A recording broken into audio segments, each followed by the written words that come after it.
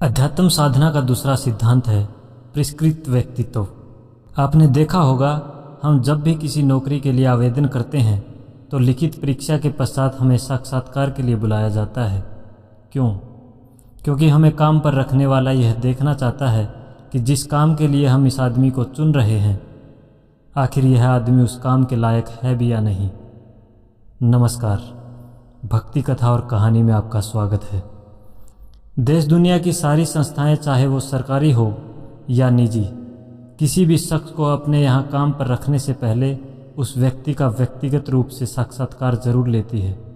सीधे शब्दों में कहें तो किसी भी काम को हमें अपने हाथ में लेने से पहले अपनी पात्रता को सिद्ध करना पड़ता है। यह बताना पड़ता है कि हाँ, हम उस काम के लायक हैं।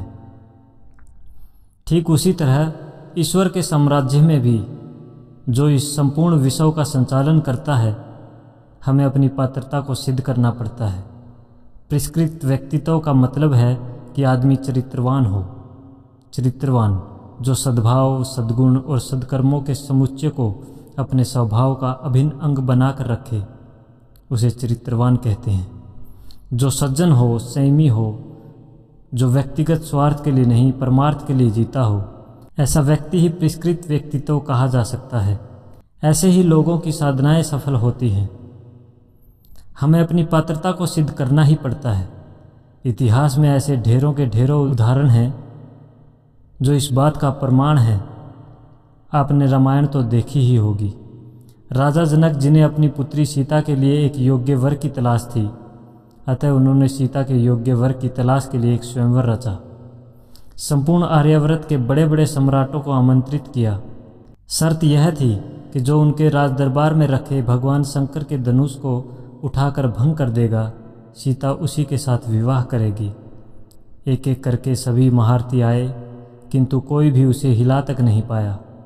भगवान राम, जो उस समय विश्वामित्र के साथ वहाँ आए हुए थे, विश्वामित्र जी की आज्ञा से वह भी स्वयंवर में भाग लेने के लिए आगे बढ़े और धनुष को उठाकर उसके 2 टुकड़े कर दिए। यह क्या था? यह थी पात्रता की परीक्षा। दुनिया की जितनी भी कीमती चीज़ें हैं, हमें उन्हें पाने के लिए उनकी कीमत चुकानी पड़ती है। सीता योग्य और विशेष थी, इसलिए श्री राम को उसे पाने के लिए अपनी योग्यता को सिद्ध करना पड़ा। द्रौपदी योग्य और विशेष थी, अतः उसे पाने के लिए अर्जुन को भी अपनी पात्रता की परीक्षा देनी पड़ी। ईश्वर भी अपनी पुत्री सिद्धियों के लिए ऐसे ही पात्र व्यक्तियों की तलाश में रहता है। जब हम भी राम और अर्जुन के तरीके से अपनी पात्रता सिद्ध कर देते हैं तो हम भी उनके अधिकारी हो जाते हैं। किंतु हम साधना का दिखावा तो करते हैं, लेकिन खुद को बदलना नहीं चाहते, किंतु भगवान को उल्लू बनाना चाहते हैं। तो हमारी साधना सफल कैसे हो सकती है? साधना का मतलब ही होता है जीवन को साध कर चलना। साधना एक विज्ञान है, हमारे अंतःकरण के परिवर्तन का, आत्म परिष्कार का। जब तक हम अपनी अंतरात्मा पर चढ़े जन्म जन्मांतर के कसाए कलमसों के मेल को धो नहीं डालते, तब तक हमारे पर साधना का रंग कैसे चढ़ सकता है? आपने देखा नहीं तांत्रिकों को, जो अपनी अडिग श्रद्धा और साधना के बलबूते पर ऊट-पटांग मंत्रों को सिद्ध करके तांत्रिक सिद्धियां तो प्राप्त कर लेते हैं, किंतु परिष्कृत व्यक्तित्व के अभाव में उनका कोई सदुपयोग नहीं कर पाते। परिणाम स्वरूप उनका दुरुपयोग करते हैं और कुछ ही दिनों में अपनी शक्तियों और सिद्धियों को भी खो बैठते हैं। कभी कभी तो अपने जीवन से भी हाथ धो बैठते हैं। अगर आप सचमुच आध्यात्मिक शक्तियों के आकांक्षी हैं तो शक्ति के पीछे पड़ने से पहले अपने अंतःकरण में उसके लिए जगह बनाइए। आध्यात्मिक सिद्धियां कोई खिलौना नहीं जो बच्चों को खेलने के लिए थमा दिया जाए। ईश्वर ने उन विभूतियों को ताले में बंद करके रखा है और यह शर्त रखी है कि जिस किसी को भी सिद्धियों और विभूतियों का खजाना चाहिए, योग साधना का मार्ग अपनाकर उस ताले की ताली को हासिल करे, तभी वह ताला खुलेगा। साधना का वास्तविक अर्थ है अपनी अंतरात्मा को शुद्ध करना, अपने स्वभाव में सुधार लाना और समाज के प्रति अपने कर्तव्यों का पालन करना।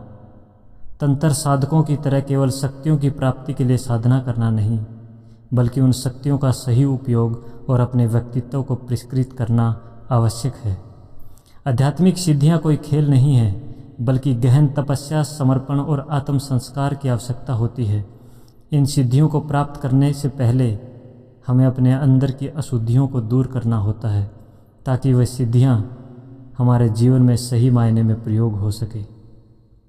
इस प्रकार साधना के माध्यम से अपने अंतःकरण को साफ करना और चरित्र को सुधारना ही आध्यात्मिक उन्नति की कुंजी है। जय हिंद।